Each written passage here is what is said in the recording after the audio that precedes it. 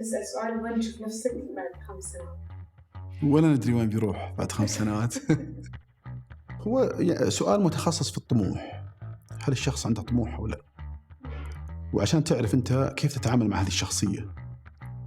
بعضهم طموحه عالي ويبغى من أول ما يتوظف يصير مدير، فلا بد أنك تكون ذكي في التعامل معه. فالسؤال هذا كان له مقصد في عملية الطموح وكيف تدير هذه العملية بعد أثناء التوظيف. أنت وين تشوفين نفسك بعد 5 سنوات؟ تسوي مقابلة الحين؟ أنا عبد المحسن الهويدي، متخصص في الموارد البشرية من أكثر من 24 سنة، من بداية أني أكون مساعد إداري في هذه الوظيفة إلى أن أصبحت من عام 2005 كمدير إدارة موارد بشرية. حتى لو كانت ما تجوز لك يعني، بس كذا يعني ذكرها. أنا آخر ما أعجبني هو صورة أرسلوها لنا في جروبات خاصة بالموارد البشرية وشبهونا بديانة معينة. فصراحة قسوا علينا خاصة في هذه الجزئية أو هذا التشبيه، يجعلنا دائما نفكر كيف نطلع من هذه الصورة. إيش حضركم يهود ولا؟ نعم. تتوقع أن ممكن يجاوب الشخص بمصداقية؟ إيه، هو ينخلق منها سؤال. إذا أعطتني نقطة ضعف منها، وش سويت عشان تعالج هذه نقطة الضعف؟ هذه اللي نحن نبحث فيه. وش الإنجاز اللي سويته عشان تعالج نقطة ضعفك هذه؟ وإحنا دائما نتكلم في مجال العمل، ما نتكلم عن مجال في المجال الشخصي. نشوف وكيف طلعت من هذا الموقف أو نقطة الضعف اللي صارت معك، كيف عالجتها. فهي تحدد لنا بعض الأحيان بعض السمات اللي نحتاجها الموظف على الوظيفة. التقييم في المقابلات مبني على الانطباع. نعم. ليش؟ أنا خلصت جزئية المطابقة بين السيرة الذاتية وبين الوظيفة. يبقى عندي الانطباع الشخصي أنا، لأني بشتغل معه.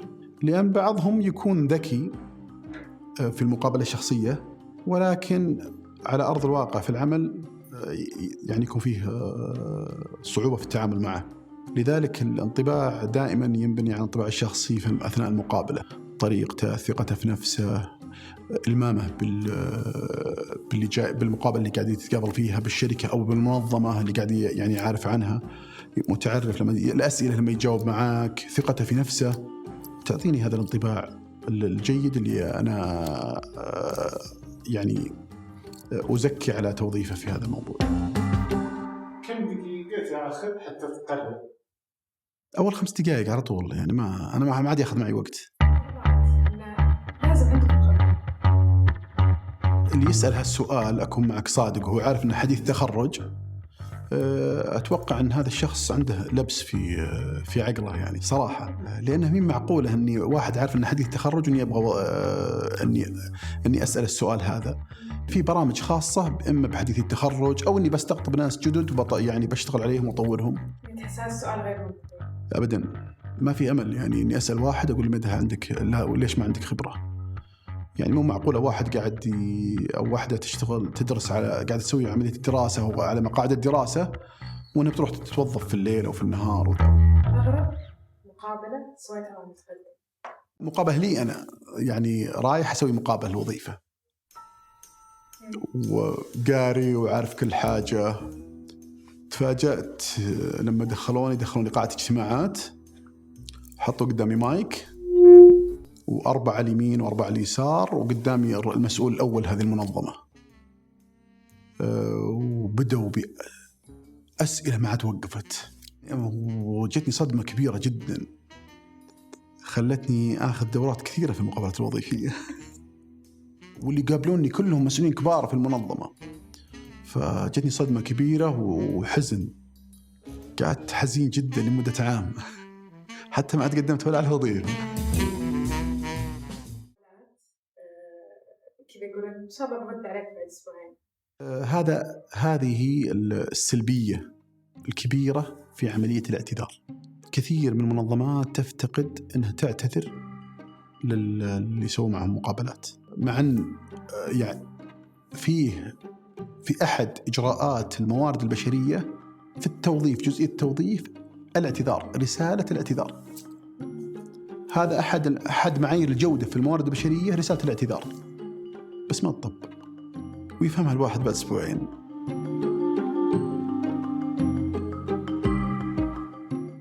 جتني مكالمة فلان عليه 1 2 3 4 ما يصلح، أرسلوا لي التقارير حقته وإدارته. رفعت السماعة بكلمة، بتفاهم أنا وياه أني نجلس أنا وياه عشان نتناقش، يعني عملية تفاوض. ترى عليك الملاحظات الفلانية، توني ما بعد وصلت مرحلة أني أقولها مع السلامة أو أقولها نعم. السلام عليكم، هلا فلان، كيف حالك، عساك طيب، ممكن أخذ من وقتك شوي. فكان هو أعتقد أنه جايه كلام من ناس آخرين وفي توجهات وكذا، ففجأة هجم علي هجمة مرتدة، تلفظ على أهلي وعلى والدي وعلي شخصيا ودعاء. أنا ما جاي بتكلم، بتفاوض أنا وياه، أبى أتناقش، يعني ما بعد وصلنا حتى التفاوض. يعني بقول ميدي ليش عليك الملاحظات هذه، ليش غيابك كثير، ليش تأخيرك، وش الأسباب، أبغى أشوف المسببات. وقال أنا اليوم أنا طالع المكة على الكعبة بدعي عليك خصوصي. فكانت حتى الأسلوب كان صراحة مستفز جدا.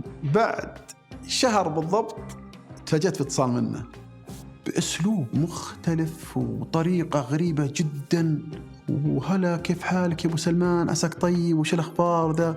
قلت لك كلامك تسبني.